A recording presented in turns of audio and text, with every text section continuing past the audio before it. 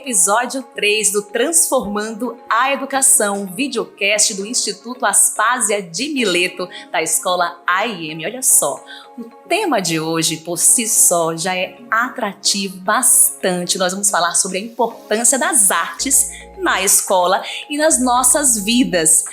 Vitor, Natan, vamos dar aí as boas-vindas para esse terceiro episódio? Boas-vindas a todos que estão assistindo a gente. Hoje realmente o tema é especialíssimo, né, Karine? Não só o tema, como as convidadas também. Exatamente. Vou apresentar para você que está aí assistindo agora as nossas convidadas, começando pela colaboradora aqui da escola, que é a professora de circo. Olha só que bacana, Tânia Stankovic. Seja muito bem-vinda. Obrigada, gratidão pelo convite. É uma alegria, uma honra estar aqui, né, nesse podcast tão artístico. Total, viu? Com pessoas tão especiais. E é isso, eu sou professora de circo, como você disse, da escola, mas também sou professora de educação física dos anos iniciais e sou professora das oficinas de vôlei e circo aqui da escola. Gente, olha só, a nossa convidada externa, muita gente já conhece. É a cantora Winnie Souza. Seja muito bem-vinda ao Transformando a Educação, Winnie. Ai, que alegria estar aqui com vocês. Obrigada, Karine. Obrigada, Vitor. Prazer em conhecer pessoalmente a Tânia. Olá para todo mundo que está acompanhando o videocast de hoje. Uma alegria gigantesca estar aqui compartilhando essa experiência incrível com vocês. Já tô aqui, já me arrepiando, viu, gente? Vamos começar falando aí arte, né? Quando a gente fala arte, é tanta coisa que vem à mente, né?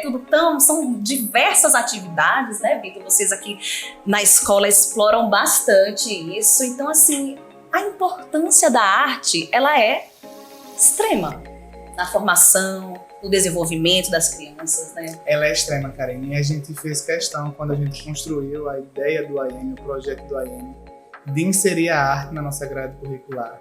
Então, assim, a gente tem aulas de criatividade, 2 por semana, nas sextas-feiras, a gente trabalha com o projeto anual.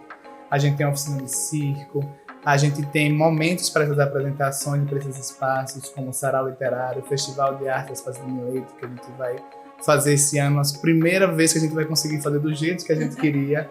Então vai ser no Teatro Ateneu, com a apresentação das crianças. Então, assim, a semana de circo, que a gente trabalha e faz uma programação toda especial, não só para as crianças, como para os pais também. Então, essa semana, inclusive, Tânia chamou os pais para fazer as oficinas de circo com as crianças durante o mês do circo. E foi, assim, encantador, porque muitos pais, inclusive, não tinham tido a oportunidade de fazer ainda algo nesse sentido. E aí, Tânia trabalhou com malabares, palhaçaria, perna de pau. Que tudo, então, né? assim, a gente faz realmente questão, porque a gente acredita que a arte é muito importante para a educação. E ter esses momentos de arte, de expressão, é magnífico, né? Gente, é magnífico mesmo. Tem uma frase do Pablo Picasso que eu acho assim fantástica. Eu vou até ler para não errar. A arte limpa da nossa alma toda a poeira do dia a dia. E é bem isso, né, Tânia? Você que lida com as crianças e que traz essa questão da atividade circense para o dia a dia. Olha que maravilha isso. É, verdade. A arte, ela é uma ferramenta muito valiosa para a educação. Porque, né, eu falando da arte circense, que é a minha essência, né, a gente vê, né, é bonito, é lindo de se ver como as crianças evoluem com a arte nas atividades circenses. Ela traz superação de desafios, a arte circense ela é inclusiva, as crianças celebram suas conquistas, também desenvolve a resiliência quando a criança, né, não consegue fazer certo movimento, mas aí ela tenta, né, tem que desenvolver essa resiliência, porque eu costumo dizer para elas, vocês têm que dizer assim, não, tia Tânia, eu não consigo, não é assim. Eu não consigo ainda, mas vou conseguir. E aí elas levaram isso, né, pro coração, porque elas aprendem a andar de perna de pau e fazer outros movimentos que elas não conseguem, é uma alegria. E também a gente traz isso, né, de celebrar as conquistas. Porque isso, e tem empatia com o outro que ainda está aprendendo, e aí elas passam para as outras crianças que ainda não aprenderam alguns movimentos, tipo andar de perna de pau.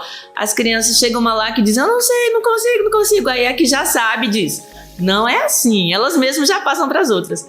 você tem que dizer assim: eu não consigo ainda, mas vou conseguir. É tão lindo, elas passam para as outras. Né? Olha só. E isso elas levam para a vida adulta, né? Com certeza. Olha só quantos benefícios que a Tânia acabou aí de listar. São inúmeros. E o Winnie, que tá aqui do lado, ela também tem muito a falar, porque a Winnie também vem de uma família aí artística, né, Winnie? Como é que é isso? Nossa, eu já cresci, meus pais brincam que assim, eu já nasci, eu não disse o nome dos meus pais, né? Eu nasci cantando, né?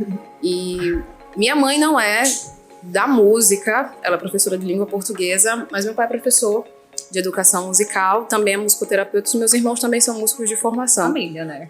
A família inteira. Então, eu já, de fato, nasci nesse ambiente. E, pelo menos dentro do meu ambiente familiar, foi uma escolha muito natural, tanto minha quanto dos meus irmãos. E eu acho que é uma característica muito própria da arte, esse espaço de descoberta. Então, nunca foi uma imposição, por exemplo, você vai ter que cantar, Sim. você vai ter que estudar um instrumento, né? Você tem essas opções, então a gente também acabou estudando outras áreas, assim que a gente foi crescendo também devido a toda essa educação artística que a gente teve em casa, mas é exatamente esse espaço de possibilidades, de você saber ou não saber exatamente o que você sente, mas você se permitir sentir alguma coisa. Você vê um quadro do Picasso, do Van Gogh, e você acha, achei feio, me senti triste. Mas por que você se sentiu triste? É esse espaço de questionamento. Né? É livre, mexe, né? Exatamente. E a partir daí você tem essa possibilidade de você explorar várias questões, várias áreas cognitivas, e você precisa desenvolver habilidades nas áreas exatas, por exemplo, para você estudar partitura, para você entrar nas habilidades rítmicas, por exemplo, você estudar harmonia, você precisa desenvolver essas áreas também. Você precisa seguir lendo, porque para você interpretar uma canção, você simplesmente, a gente fala assim, não é abrir a boca e cantar. Você tem que defender aquilo que você está cantando. Então tem todo um trabalho de interpretação, que é um espaço próprio da arte, mas que você aprende de algum lugar. Você vai explorar esse espaço dentro de si. Então é um espaço também que acaba exigindo das pessoas muito do autoconhecimento. Olha. Então é realmente um universo que a arte possibilita, que nem todas as áreas de fato exploram. Então, Sim. é uma experiência muito importante, né? A gente está aqui compartilhando algumas frases, tem uma do Fernando Pessoa que eu acho sensacional. Sim. A arte existe porque a vida não basta. Tem Essa sempre mais alguma coisa pra gente ir além. A Tânia estava contando, você vai tentar esse espaço de resiliência e você saber que o seu melhor vai ser sempre o suficiente dentro daquele contexto, porque no ano seguinte, no momento seguinte, você vai estar completamente diferente. E aí vai vir muda, né? Exatamente como os movimentos artísticos, né? Sempre muda. A gente teve Renascimento, a gente teve a Era Moderna, então tudo é muito cíclico, assim. E contam histórias, e né? fluido, exatamente. Vai se adequando a esses espaços, esses momentos que a gente vive também. Então, se for deixar falar aqui, é sensacional. Eu tenho uma Você coisa- encontra indicação, é que nem água. Eu tenho uma coisinha aqui pra falar do sobrenome da Tânia, que é o Stankovic, que eu já falei aqui várias vezes, tentando, né, falar corretamente. Vem aí de origem romena, que é da família dela, a família de pessoas do circo. Como é que é isso, Tânia? Você nasceu no meio também, né? É, assim como o Winnie, né, que nasceu, né, já no meio Sim. das artes, eu também. Eu nasci no circo, sou de uma família circense, a família Stankovic, Olha, chique, né? que ela é de origem romena, né, a minha família é Pedro Stankovic, meu bisavô. Ele chegou na América do Sul em 1850, vindo, né, da Primeira Guerra que acontecia nesse momento na Europa. E daí ele, né, junto com a nossa família e outras famílias que estavam fugindo da guerra da Europa, vindo para cá, para a América do Sul, ele chega aqui no Brasil em 1856. E daí ele só chegou com muitos animais, que naquela época tinha, né, podia ter animais no circo. E o circo, ele meio que perdeu uma parte, né, nas viagens que vieram de navio e tudo. E aí chega aqui, eles começam assim, não tinha um espaço ainda do circo, né, porque estavam começando tudo novamente. E eles vão para como esses artistas que a gente vê de rua, trabalhavam nas ruas, nos sinais, e daí foram, né, para começar a formar novamente o circo. E aí daí recomeçou isso.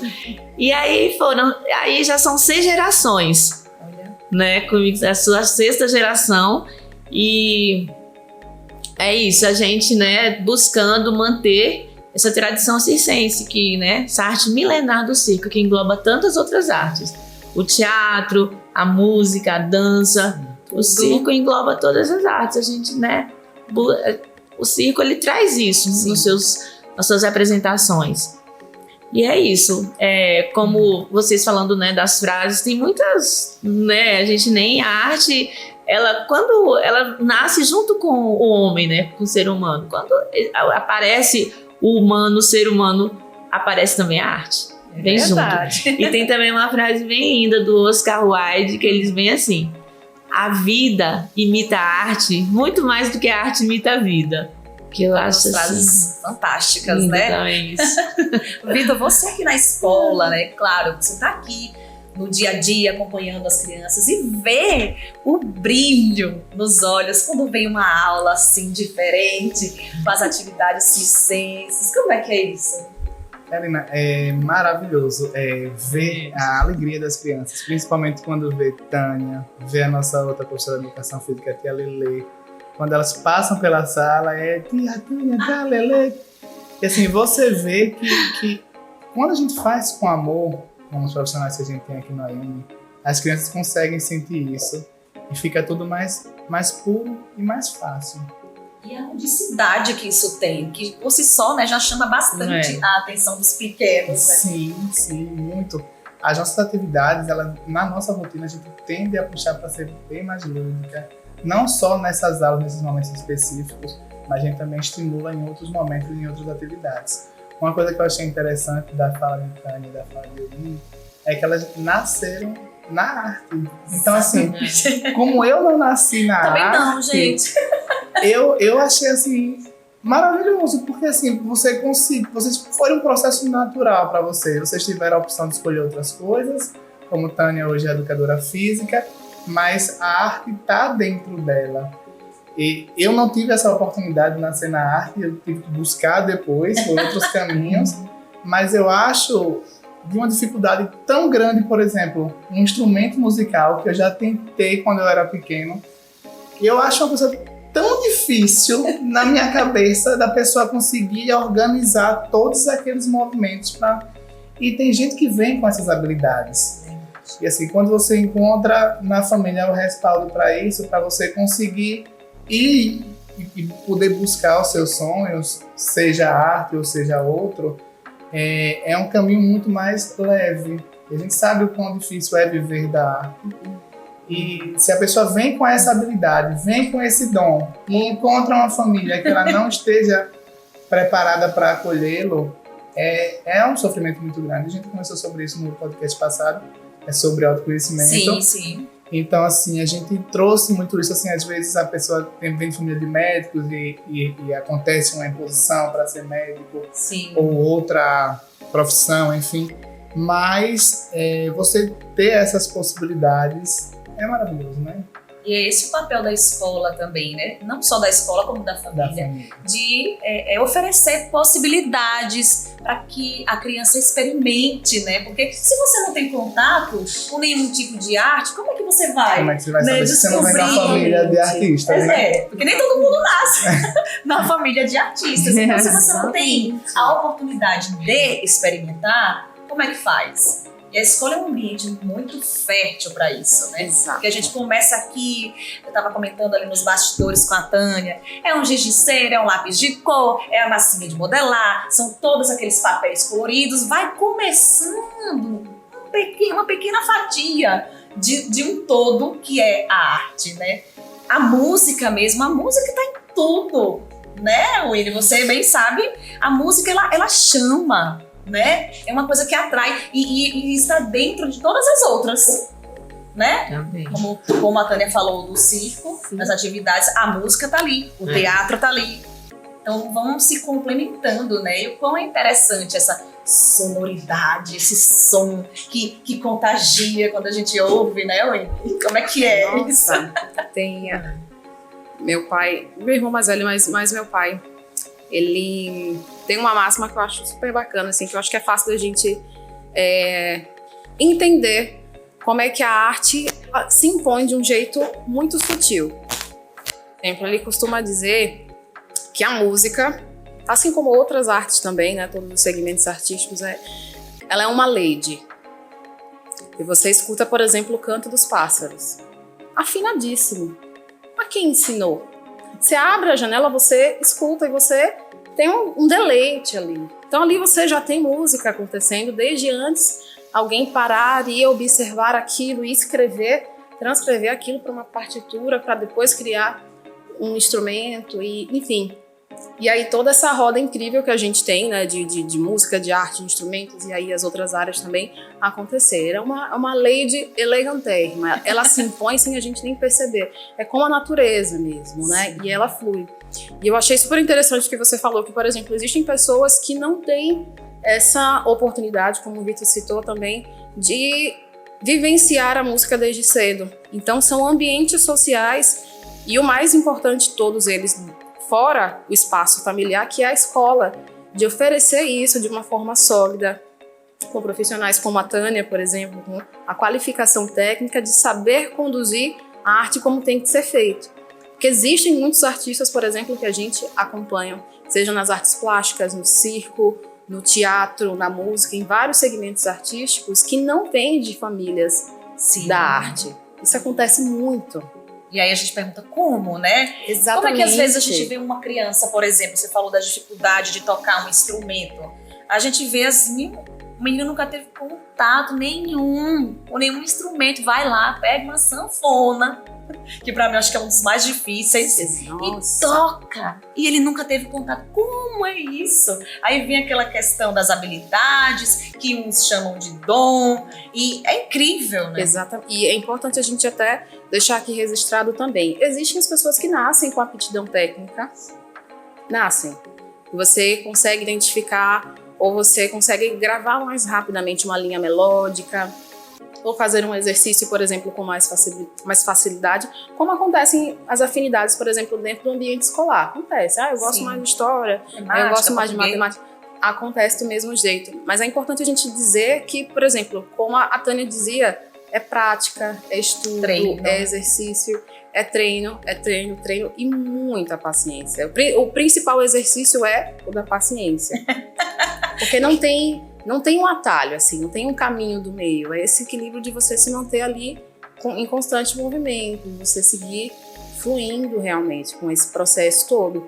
E amar ele do início ao fim, que é fundamental. Fundamental mesmo. E a Tânia falando ali, né, da questão da paciência, que muitas das vezes vão tentar fazer uma acrobacia, alguma coisa, não consegue, aí acha que não vai. Isso é tão lindo, assim, tão de lindo. ver, né? Porque você já aproveita aquele momento para passar um ensinamento que é pra vida. Levam para a vida adulta, né? Que vai precisar, né? A gente precisa disso na nossa vida adulta. E quando o Ingrid fala da música, eu sinto que a música, ela tá dentro da gente, sabe aonde? No ritmo do coração, você já tá dentro de você.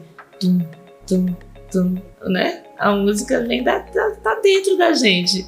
E aí só você ter as possibilidades de você, eu penso assim, como as artes, tudo eu vejo, né, nas crianças hoje, trabalhando com circo e tudo, é isso, que elas têm, todos nós temos isso dentro da gente, da arte, né, que é a expressão do nosso ser mesmo, da nossa essência.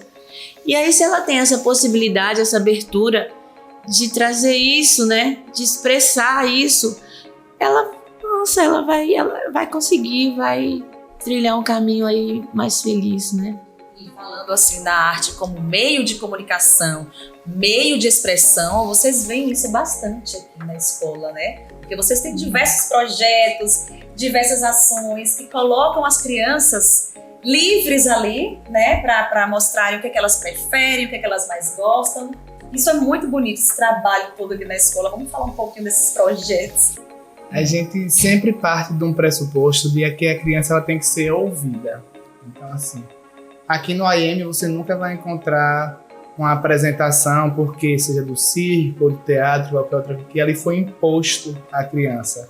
Que a criança ela tem que estar ali, segurando um cartaz e recitando uma música sem ela querer estar ali. Então, assim, isso muitas vezes também causa um trauma naquela criança e acaba afastando ela desse espaço, desse palco, desse espaço artístico.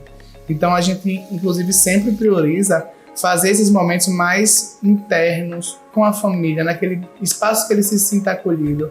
A gente teve o sarau agora, que foi no sábado, o sarau literário, e foi algo bem familiar, que eles vinham, eles podiam recitar, eles podiam cantar, eles podiam dançar, eles podiam fazer o que eles se sentissem à vontade, justamente para ir quebrando também esse paradigma com o palco, que muitos têm receio até de subir no palco e já começa, aí vem a questão toda emocional. Então a gente sempre busca colocar eles em espaços que eles se sintam confortáveis para fazer o que eles se sentem confortável. Você falou uma questão da arte, estar muito dentro da escola. Eu ouvi também uma frase uma vez que dizia que a escola tolhia a criatividade. Nossa. Então, acontece? Assim, acontece. Aconteceu A educação muito já. infantil ela é muito artística. Sim. E você vê a educação infantil, como você falou, pinturas, Sim, desenhos, massa de modelar. E de fato existem algumas escolas mais tradicionais que inclusive começam a trazer esse olhar tradicional para a educação infantil, alfabetizando a criança na educação infantil. Então, tirando o momento de brincar da criança da educação infantil, tirando o momento do brincar livre, do brincar direcionado, do brincar pedagógico. Então, a gente trabalha aqui muito com esse olhar. Principalmente na educação infantil, é o brincar. É brincar e você aprender através daquelas brincadeiras. Então, a gente começa, de fato, a alfabetização a partir do primeiro ano fundamental, porque você trazer essa alfabetização para a educação infantil, muitas vezes é uma violência, inclusive física e motora com a criança, que ela não está preparada, a mãozinha dela não é preparada para aquilo. E chega a cobrir essa letrinha, porque tem que cobrir a letra. Quem disse que tem que? Porque nem a norma diz isso, porque a BNCC preconiza que a gente tem que alfabetizar a partir do primeiro ano do ensino fundamental. Isso é o que a lei diz. Para essa exigência toda. Para que essa exigência toda. Mas assim, Aracaju, eu sou de Aracaju, vou falar de Aracaju com propriedade, porque eu nasci em Aracaju, estudei em Aracaju, mestrado em Aracaju, doutorado em Aracaju. Então assim, Aracaju é muito conservador e tradicional com relação à educação. Isso é fato. Então tem escolas que puxam mais por esse caminho, inclusive por cobrança dos pais.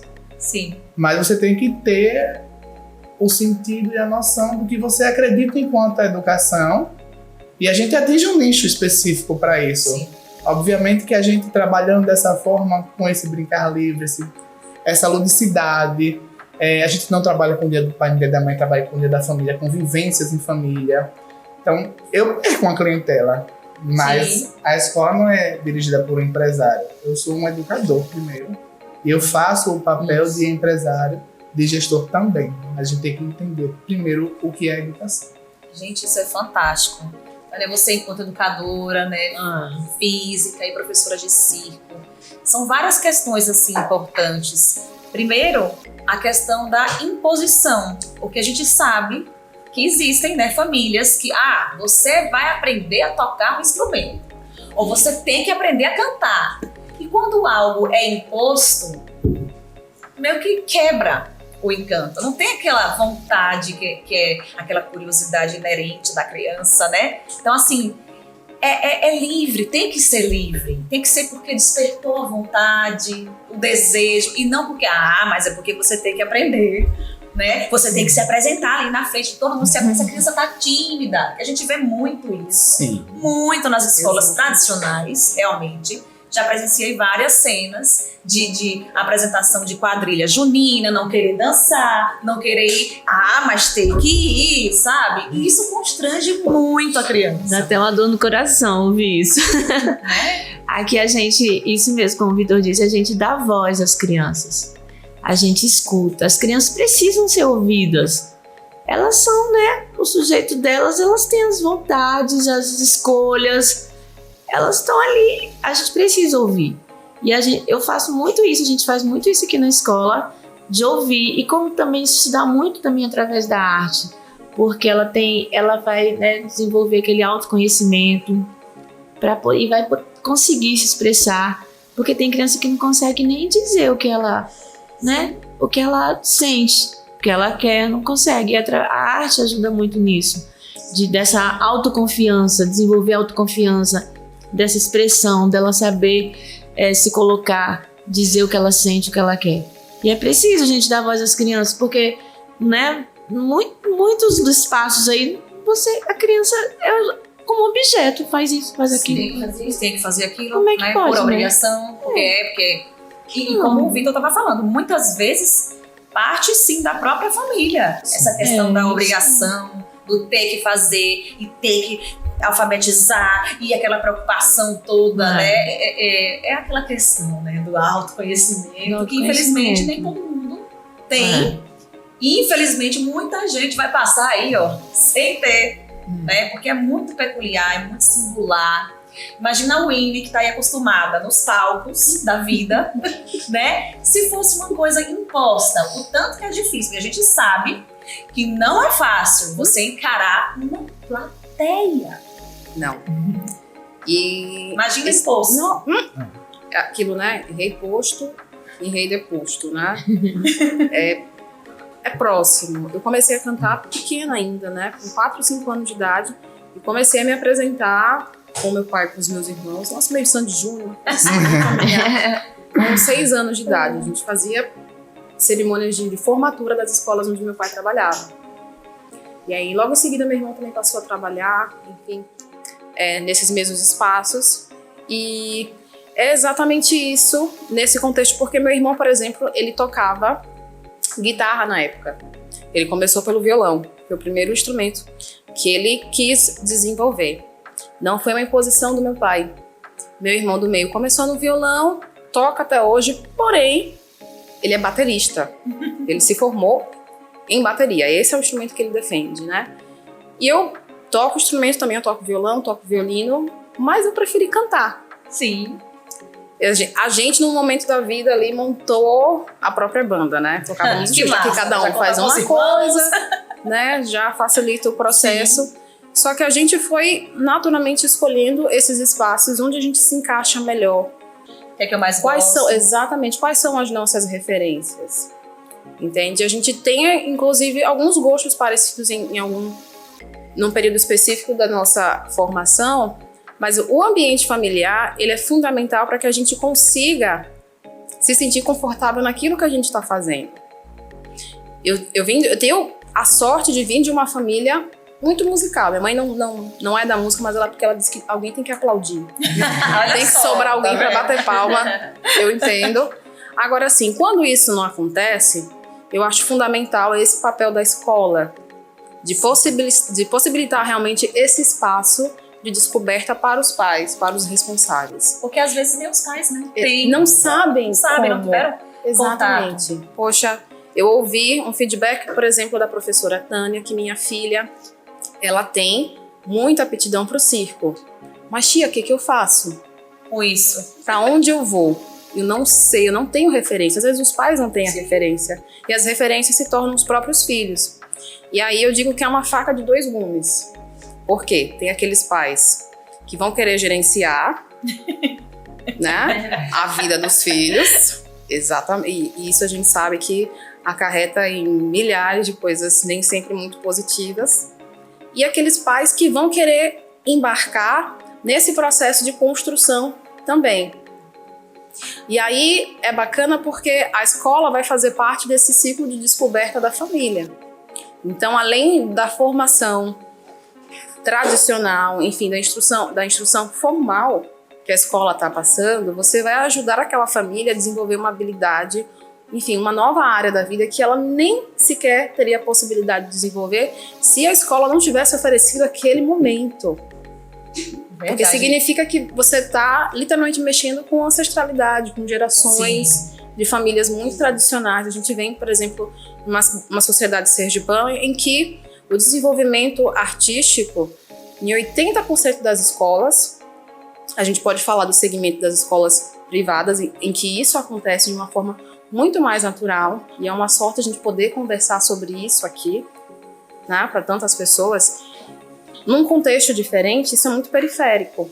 Sim, sim. Então, trazer essa inserção, a gente está aqui no século XXI, isso é fundamental para que a gente consiga fazer isso chegar com mais naturalidade às famílias, já desde cedo, né? Desde e trazer, exatamente. Então, a escola é fundamental para que a gente siga realmente com um instrumento, como essa ferramenta, né? E falando em escola, que a gente estava ali comentando, né? A maioria das escolas, elas se preocupam com o quê? Informar os alunos para o mercado de trabalho. É aquele modelo tradicional que pouco valoriza as habilidades artísticas, né? Que todo mundo vê quando uma criança ela tem uma habilidade para determinada coisa, né? Uma pintura, um canto, tocar um instrumento. Vocês que estão ali, né, oferecendo as possibilidades, vocês identificam facilmente se aquela criança tem uma habilidade para determinada coisa.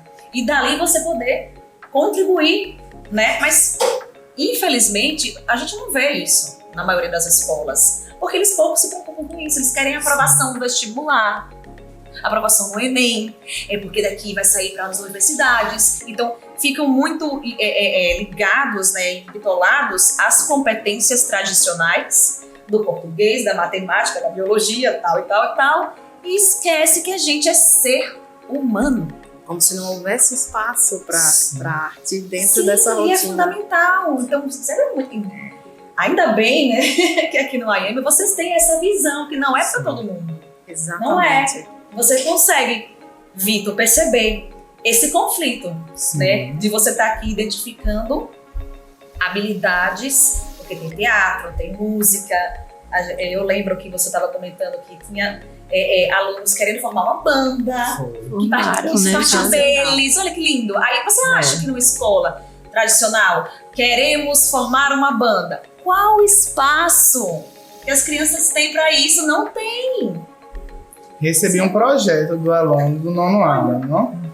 Projeto dizendo quem ia ser o supervisor, como é que seria, a audição, tudo e tal. Não, Vitor. Juro pra você. Você não recebeu você está com um produtor. Juro pra você. Ele é um produtor. Ele chegou, ele falou, Vitor, veja bem, eu queria, o que é que o senhor acha? Eu disse, não, eu acho maravilhoso, foi Gui, do 9º ano. Você acha maravilhoso, Gui? A gente chegou a fazer as audições, tudo.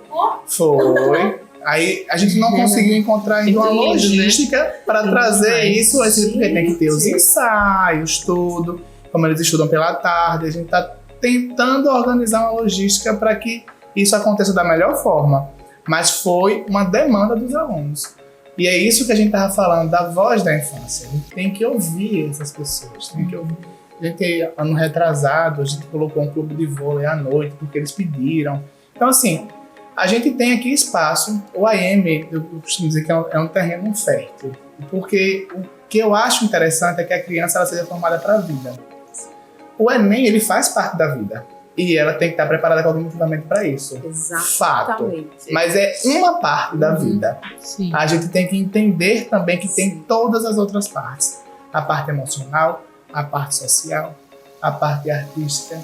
Então é por isso que a gente, inclusive, próximo ano, estamos entrando no ensino médio, a partir do próximo ano, mas com esse olhar de que a gente tem que ouvir essa pessoa, a gente tem que, essa criança, esse jovem, esse adolescente, que a gente tem que segurar na mão dele e auxiliar nesse processo do ensino médio, que é um processo que todos nós temos que passar, porque bom ou ruim é o que tem para hoje, então a gente tem que passar por esse Sistema processo, educacional, né? temos que estar preparado para esse processo, mas esse processo ele pode ser feito de uma forma muito mais acolhedora e individualizada, Que é o que falta, algo né? que a gente está entrando no ensino médio com essa proposta. Olha, gente, isso é magnífico. Onde é que a gente vê isso? É muito difícil, porque a gente vem de toda uma cultura conservadora, tradicional, em que muitas vezes a própria família é quem primeiro cobra. Sim. Sabe? Não, mas o meu filho tem que... até critica algumas escolas, que você deve passar por isso. Não, mas meu filho vai ficar aí aprendendo, né? A pintar. Não, cadê o português, a matemática? Da cambalhota. Vai ficar. Andar perna de pau. Ih, isso é uma perda de tempo, ele não vai aprender, não? E cadê? Ele vai aprender a ler e escrever? Porque o meu já tá fazendo cursiva. Ai, meu Deus. E o seu? Com 4 anos não aprendeu cursiva ainda. Terrível. Ai, que incrível. Aí vem a mãe com aquela culpa. Vitor, meu Deus, aí a gente vai, traz toda a parte teórica, toda a parte pedagógica para acolher aquela mãe e mostrar que naquele momento ele não está nem preparado para aprender uma cursiva no grupo de 4 anos de idade. Que a gente vê escolas, berçários que impõem isso. Se a gente voltar aí Entendeu? décadas, Então assim, horror, né, que se fazia para as crianças aprenderem. já recebi famílias também, Vitor, e não tem dever de casa aqui, meu Deus, mas minha irmã, a filha dela faz dever de casa, educação infantil, a gente tá conversando com gente. Imagina. A gente tá falando de educação infantil. Gente. Eu disse, não, mas veja, não é necessário uma criança de 3 anos fazer dever de casa. Aí eu explico, trago todo o arcabouço teórico, todo. Eu disse, não é necessário. No momento certo, ela vai estar preparada para isso. O que ela tem que se preocupar agora é em brincar, em ser criança. Porque, veja, a gente tem uma longevidade de aproximadamente uns 80 anos. A gente tem de educação infantil 5 anos.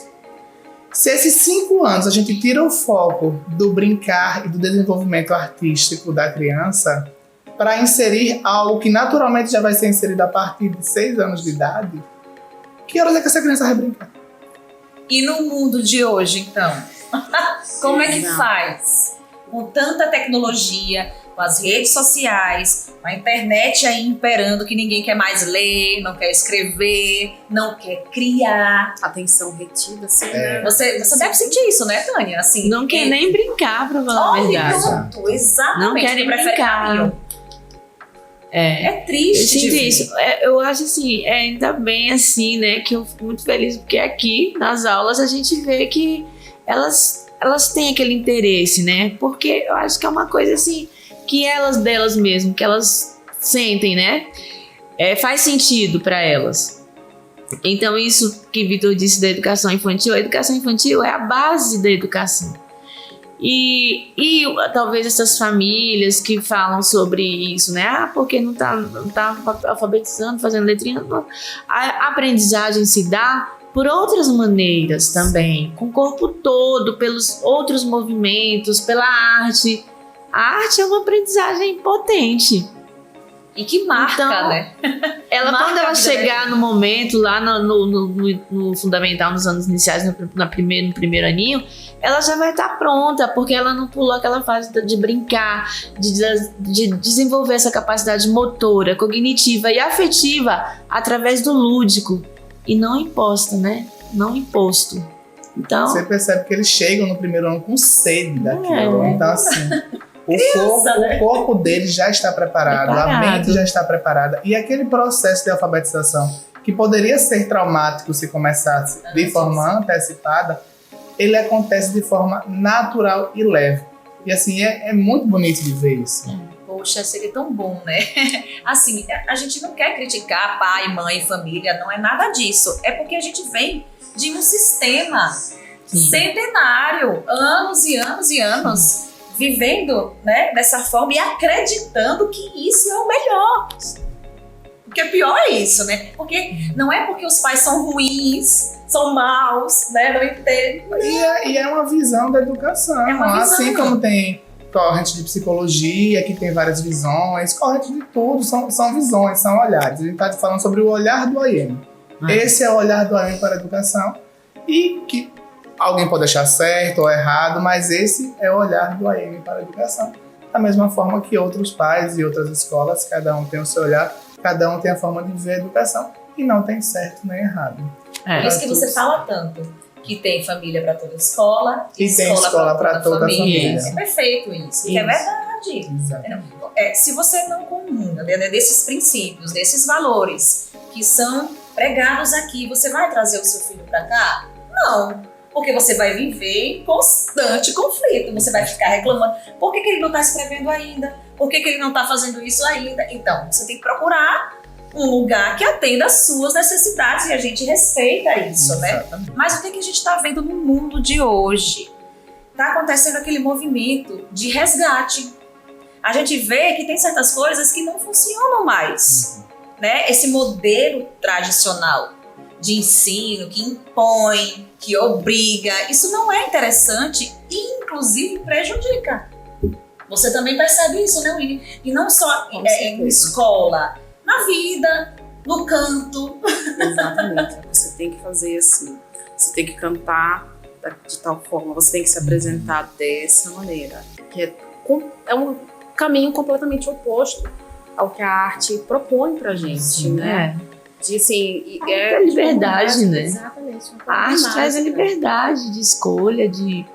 Você vê alguém triste fazendo arte? Não vê ninguém triste.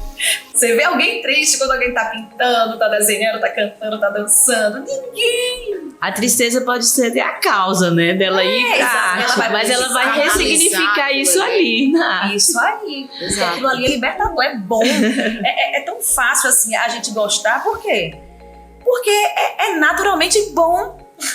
A gente quer estar ali. A gente presta atenção quando tem uma peça de teatro, né? Quando vai ao cinema, tá todo mundo ligado, ninguém pisca. Porque é interessante, naturalmente, né? Falando.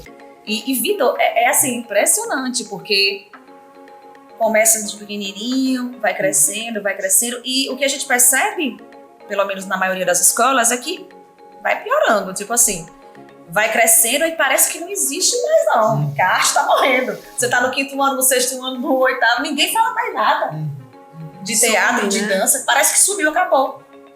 O objetivo é o Enem.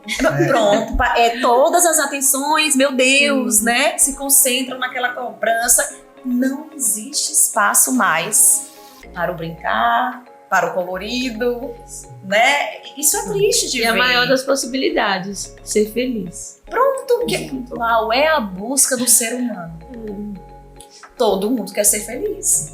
Todo mundo vai procurar o seu caminho da felicidade, o que faz sentido para você, o que é que você gosta de fazer, porque a gente vem de todo esse processo de não importa o que você gosta, né? Você tem que fazer, né? Você tem que ganhar seu dinheiro, você tem que se sustentar, entendeu? Então, assim, meio que muito hobby, né?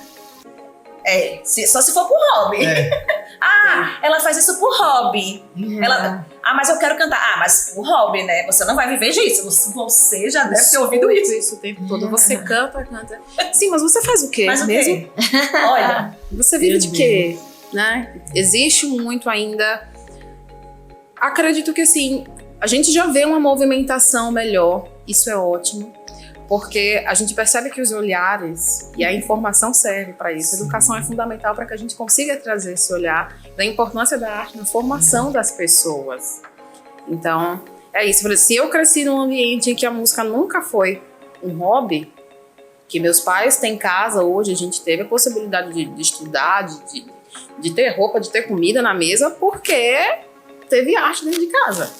É importante dizer que a gente vive muito bem, graças a Deus, por conta da arte. Existe essa possibilidade. E que é um privilégio, exatamente. Né? E eu acho que um dos pontos básicos, importantes, eu acho sensacional, que existe essa possibilidade aqui no IEM de deixar explícito desde a primeira infância que a arte, gente, ela é multidisciplinar.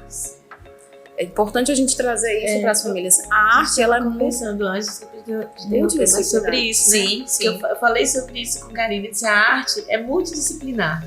Tanto é que eu até trouxe esse narizinho aqui de palhaço que a gente fez nas oficinas aqui com as crianças e as famílias, que olha aí, né? Dentro do projeto do AEM desse ano, que é a sustentabilidade, um narizinho sustentável de palhaço, feito de caixinha de ovo, que as crianças fizeram, pintaram. Então a arte é multidisciplinar, ela comunga com todas as disciplinas. E todo mundo tem a capacidade de desenvolver os seus talentos. Porque tem essa de achar também que não sirvo pra nada, eu não me encaixo em nada, nem na música, nem na dança, nem na poesia. Tem muito disso. Mas às vezes é porque você não conhece, não experimentou, não descobriu ainda.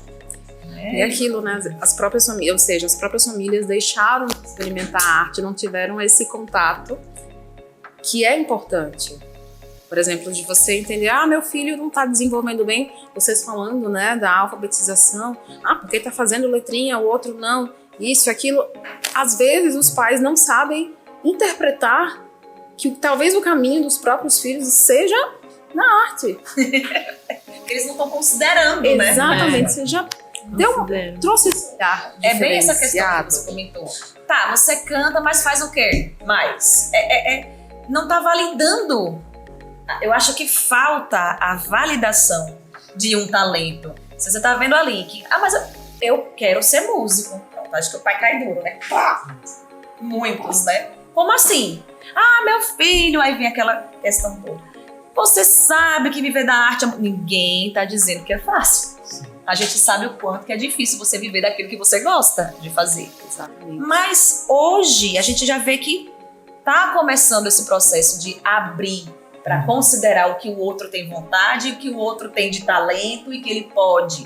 E graças a Deus você vê algumas famílias, como você colocou lá no início, que até se desdobram, incentivam seus filhos e vão construindo junto com eles. Isso é muito bacana, né? Sim, perfeito. E é um processo muito tranquilo quando acontece de forma natural e quando encontra um respaldo, não só na escola, como na família. A gente já conversou também sobre isso, que escola e família tem que andar sempre de mãos dadas. Então, eu não estou dizendo aqui que aqui no AM a gente é uma escola que tem só arte, tem também arte, porque isso, a arte faz parte da vida. Assim como deve fazer também nas famílias, a arte deve fazer parte das famílias. Então, isso é importante ter esse olhar para as crianças. A gente traz na educação infantil aula de capoeira, a gente traz aula de musicalização, traz aula de psicomotricidade com as professoras Tânia e Lelê. Então, assim, é um olhar que a gente precisa, por exemplo, eu não tenho, não sei tocar, como eu já falei, não tenho contato com a parte de instrumentos musicais que eu gostaria de ter, mas ainda não descobri essa aptidão. Não vou dizer que eu não consigo, vou fazer que nem tanto. Muito bem, Vitor. Ainda não descobri essa aptidão. Mas E vai eu percebo descobrir. Pedro, meu filho de 1 ano, ele é muito musical. Então, assim, ele gosta muito de música, na aula de musicalização. Ele tá em cima do violão, ele pega o pandeiro. Um dia desse foi tirar ele da aula pra trocar a fralda pra quê? O menino deu um show que ele queria Ele dar. queria dar lá. Então, a gente já percebe, de pequeno, assim, qual é o gosto da criança. Você tem que ter esse olhar atento. Essa sensibilidade.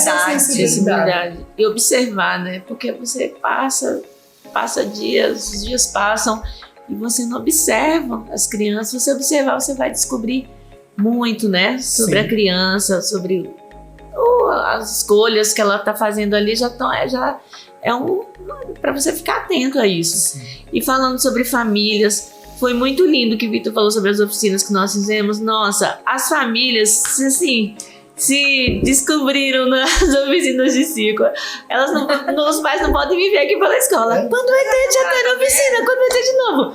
Tem que fazer oficina de novo. Eles gostaram mais botar os pais pra dar cambalhota. Tá vendo? Gente, eles se encontraram ali naquelas eu olhava oficinas. assim, Eu não Deus, tá botando os pais pra rolar no chão. Gente, eu quero. Eu queria tanto subir aquela perna de pau. A alegria das famílias. Foi maravilhoso. Pra você ver. Gente, eu tava olhando os vídeos outro dia, tá no Instagram. Sim. Eu me emocionei. Sim, Novamente, sim. porque que lindo as famílias, as crianças e as próprias crianças. Eu digo, vocês já sabem como faz. Eles que ensinavam os pais. Eu digo, agora vocês vão ensinar os pais como é que faz. Como é que anda de perna de pau, como é que faz, né, com bambolê, como é a palhaçaria. E no final das oficinas, a culminância foi uma apresentação dos filhos com as famílias, iam apresentar alguma coisa que eles viram na oficina, ia ser a apresentação. Gente, mas foi muito lindo. Foi muito lindo, assim, foi muito gratificante. Eu não esperava tanto, sabe? Porque eu até me surpreendi como os pais, as famílias se empolgaram, como eles se inteiraram, né, ali naquelas oficinas, como eles resgataram da infância deles. Essa é a palavra. Como eles resgataram isso que estava, né, guardado. E que tem até também Alguém citou, não lembro assim, autor, que diz que esse sentimento genuíno, verdadeiro, do brincar na infância, esse sentimento todo mundo. é o sentimento tão genuíno que é o que a gente busca pelo restante da vida afora. É esse sentimento.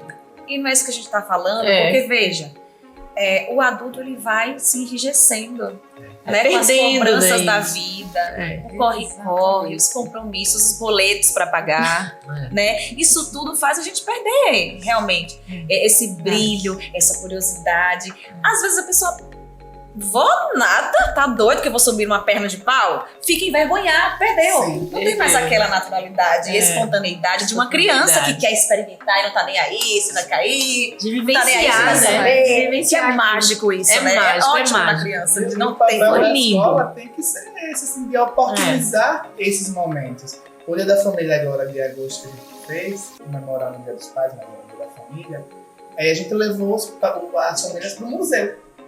E aí eu ouvi de pai, porque assim, a gente fez a proposta do museu, mas na minha cabeça, assim, o museu é tão conhecido, mas assim, vai ser um momento interessante. A gente pensa muito assim, né? Nossa, pensa. A cidade é pequena, o museu é conhecido. Aí eu ouvi e eu falei, não, mas vou fazer essa proposta porque é a hora do coleguinha estar no museu com o outro coleguinha, com a família, e as famílias interagirem e tal. Mas eu ouvi de alguns pais, e isso foi o que me surpreendeu. Eu nunca tinha trazido ele aqui. Ou então, eu tinha vindo só para um evento, nunca fiz a visita guiada. E que bom que a escola proporcionou isso, porque senão, se dependesse de mim, eu nem ia vir, entendeu? Então, assim, a gente ofereceu as oficinas de circo. Se o pai e a mãe fazem, eu não posso não, menina, porque eu tenho tanta coisa para fazer hoje, Exatamente. Então, assim, tem que ter esse olhar e também se está disposto, né? Exatamente. Está disposto. E tem muito a ver com aquilo da questão do se enrijecer. Às vezes os adultos, eles não se permitem. Eles têm vergonha, acham que vão fazer papel de ridículo, de participar de uma coisa dessa, né? Vou nada fazer isso. E aí, bloqueios, né? Que todo mundo tem. E quanto mais velho a gente é, mais bloqueado a gente vai ficando. A gente vai perdendo essa questão da sensibilidade. E a arte, Cobranças ela vão traz se somando, isso, né? Assim, eu sou, né, quando eu vim aqui pra AM, o AM vai comemorar 4 anos, né, Vitor? Agora no dia 2. Também vão ter várias atividades aqui vem, comemorando esse dia especial de vida do AM, 4 anos. E quando eu cheguei aqui no AM, eu reconheço gratidão ao AM por reconhecer a arte como essa ferramenta para a educação, que além de desenvolver as capacidades motoras, né, cognitivas e afetivas, traz esse sentimento de harmonia, de sensibilidade, de estética. É isso. Além dessas capacidades que desenvolve, é muito além disso, né? Traz esse sentimento de sensibilidade, de harmonia, da estética que as pessoas ao longo da vida perdem. E sabe que mexe muito também com a autoestima das crianças. Muito. Quando elas conseguem fazer alguma coisa, Nossa. exemplo, Ine, você quando começou a cantar, né? Tá, a voz maravilhosa, todo mundo elogiando. Que voz linda que você tem. Como é que você se sentia quando você ouvia isso? Uma diva. Não é? Sabe? É muito bom. Lindo. Quem que não gosta de ouvir um elogio, bonito. né? E traz uma naturalidade para você receber, Sim. né? Por exemplo, vocês contam, né, das cobranças que os alunos sentem hoje por conta do vestibular, escolha de profissão, né? E a cobrança muitas vezes imposta dentro da família por conta de uma educação muito tradicional, antiga, enfim. E isso acontece, acaba tolindo realmente esse espaço de autoestima da criança, né? Sim. Então, quando você já começa desde pequena, por exemplo, aqui no EM você coloca as crianças para desenvolver a arte, você elogia esses espaços de criatividade, elas vão aprender a receber um elogio e vão aprender também a enxergar a beleza no que o colega está fazendo e a elogiar o outro também. A gentileza, gerando gentileza, empatia.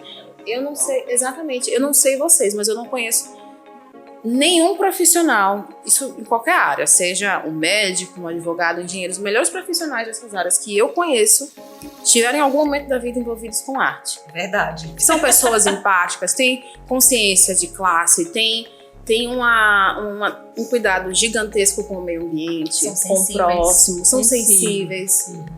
sabe? Então, extremamente acolhedores, ou Gente seja, que tem contato com a arte, é sensível, presta atenção. não tem contraindicação. Então, o caminho é esse realmente, é possibilitar momentos como esse, a gente trazer as famílias para a escola, esse como vocês oferecem aqui para as crianças também, para que isso, a gente consiga, né, transbordar isso.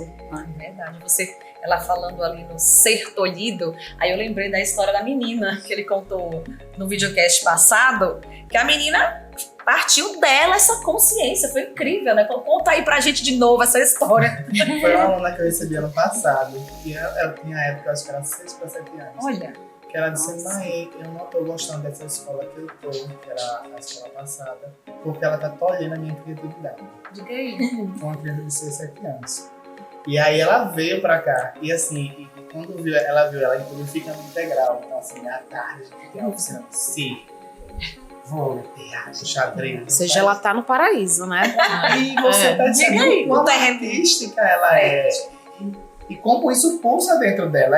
Nas apresentações, ela brilha porque é dela. Não é algo que é forçado, não é algo que é imposto. É dela. E você ter tudo aquilo dentro de você e tá em uma escola que não permite isso, imagina o sofrimento dessa criança, né? É muito Só agrega. sofrimento. Nas outras disciplinas dela também, eu tenho certeza que só agrega. Sim. Gente, olha só. E também ao contrário, né? Nessa escola, o que ela poderia, a aprendizagem dela, melhorar Sim. bastante, não, tá achando que vai. Estagnou tudo, né? Para tudo, porque ela tá ali em sofrimento, né? Em sofrimento. É. Olha, o papo é tão bom, que já vai fazer uma hora que a gente tá conversando, a gente minha nem gente, sente. não, esse relógio tá errado. Não, eu tô aqui Olha, olhando tem pra muita coisa ele. ainda pra falar. Gente, porque flui, sabe? É de dentro. Então, vamos fazer o seguinte, pra gente encerrar aqui esse episódio, eu tava olhando, era pro relógio, em vez de olhar pra câmera.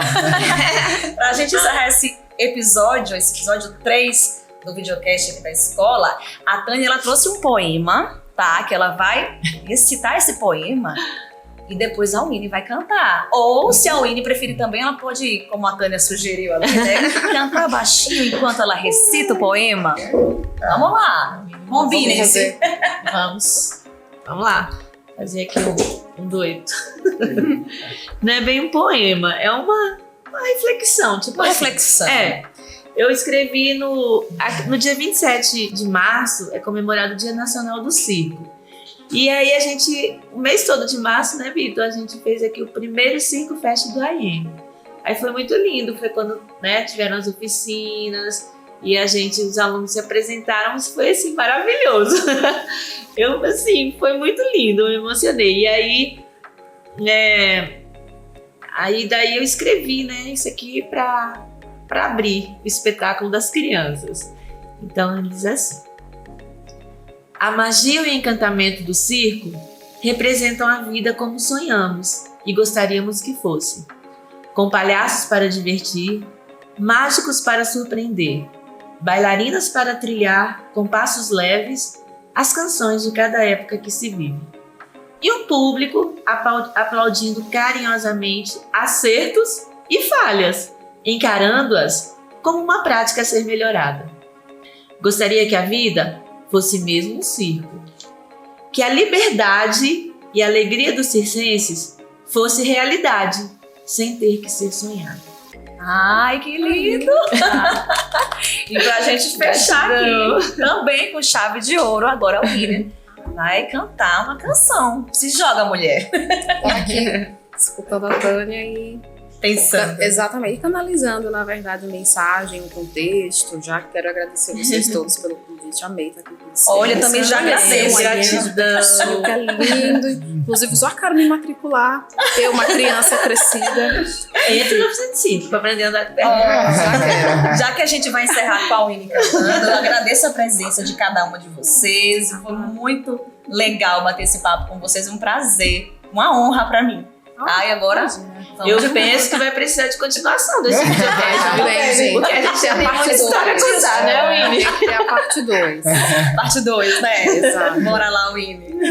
Eu pensei num trechinho de uma música de 2 artistas sergipanos que eu gosto muito. Essa música é do Chico Queiroga. Sim. E teve também com a autoria do Antônio Rogério, que pra mim é uma das poesias que a gente tem no repertório sergipano. Ela se chama Fim de Primavera. E o refrão dela é assim: Ai, quanta saudade, quanta espera no beija-flor das flores. Ai, quanta saudade, quanta espera no beija-flor das flores. Flora. Gente, até o próximo episódio, viu? Que eu já tô aqui chorando. Eu também, estou emocionada aqui.